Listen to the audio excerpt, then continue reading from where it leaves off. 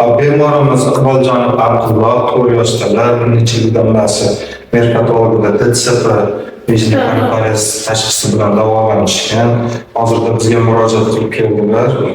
Oilani so'zida ayog'i uchdi yurishga hamda ichkariga egilib tushdi. Bemorimizni hozirgi qilinadigan, plan qilinib turgan operatsiyamiz axil paya axiloplastikasi operatsiyasini o'tkazish.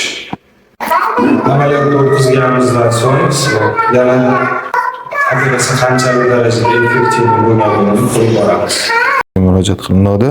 Hozirda mana bemorimiz ham axiloplastika ham operatsiya egrisi qilindi. Mana tizzalari to'liq ochildi.